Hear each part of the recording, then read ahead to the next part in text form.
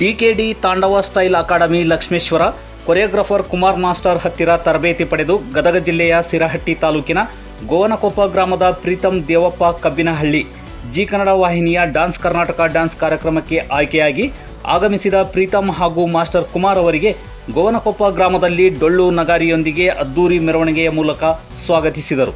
ಈ ಸಂದರ್ಭದಲ್ಲಿ ಇಡೀ ಊರಿನಲ್ಲಿ ಹಬ್ಬದ ವಾತಾವರಣ ಸೃಷ್ಟಿಯಾಗಿತ್ತು.